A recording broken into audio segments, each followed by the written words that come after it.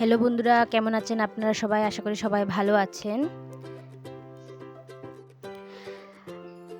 আজ আমি আপনাদের জন্য নিয়ে এসেছি পোয়া বা ভোলা মাছের পাতলা ঝোলের একটি রেসিপি। এই ঝোলটি খুবই সাদামাটা কিন্তু স্বাদে অসাধারণ। বাড়িতে সহজে তৈরি করা যায় এই ঝোল। আর এটি আমাদের বাঙালির খাবারের ঐতিহ্যবাহী একটি পদ। তাহলে শুরু করি আজকের রেসিপিটা। আমি শুরুতে কড়াইতে তেল দিয়ে দেব।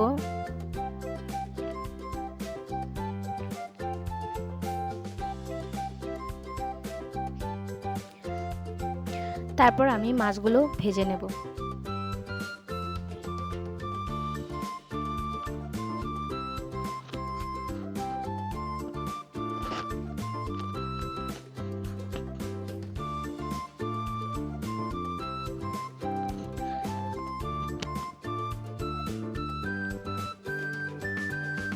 আমার মাছগুলো ভাজা হয়ে গেছে। এবার মাছগুলো আমি একটা বাটিতে উঠিয়ে নেব।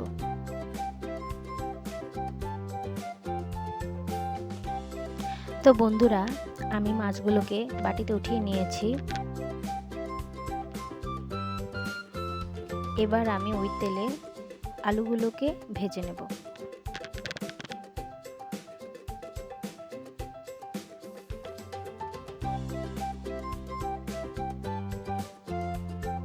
আমি এখানে লবণ হলুদ দিয়েছি।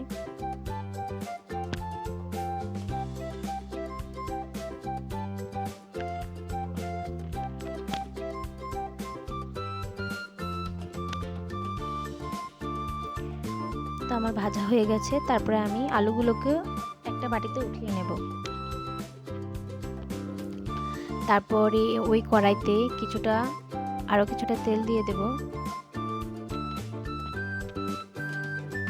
সবাইকে আমার পাশে থাকার অনুরোধ জানাচ্ছি। আশা করি সবাই আমার পাশে থাকবেন। এভাবে সবাই সবার পাশে থাকলেই তো সবাই এগিয়ে যেতে পারবে, তাই না?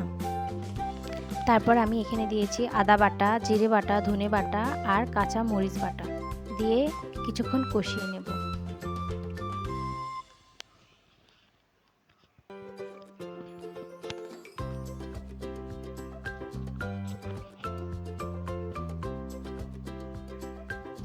তারপর আমি এখানে সামান্য কিছু জল দিয়েছি।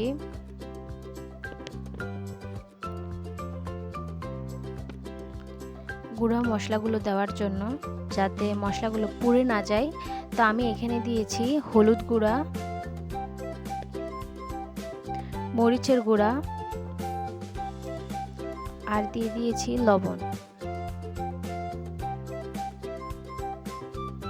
দিয়ে আমি আরও কিছুক্ষণ কষিয়ে নেব।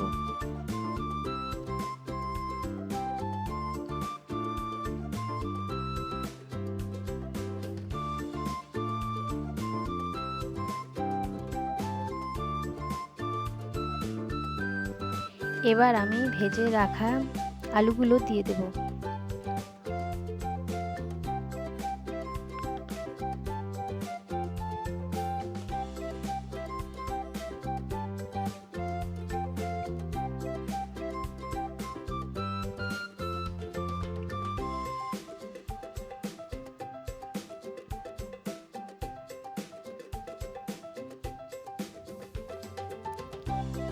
এবার আমি ঝোলের জন্য জল দিয়ে দেব।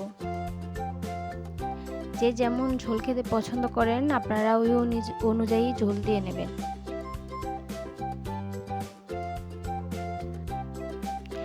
ঝোল ফুটে এসেছে। এবার আমি ভেজে রাখা মাছগুলো দিয়ে দেব।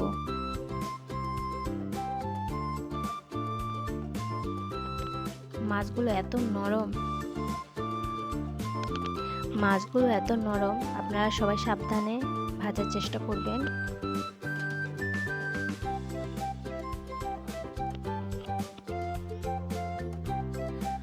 আমার ঝোলটা ফুটে উঠেছে।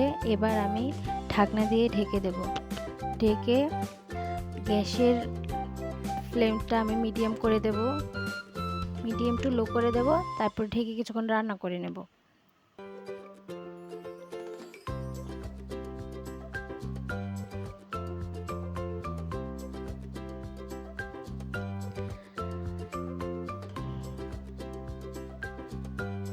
রান্নাটা আমার প্রায় হয়ে গেছে।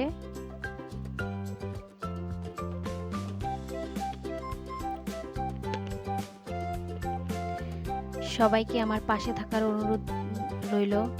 সবাই আমাকে লাইক, কমেন্ট, শেয়ার দিয়ে পাশে থাকবেন, আমাকে সাপোর্ট করবেন। আমিও কথা দিচ্ছি আপনাদের পাশে থাকবো।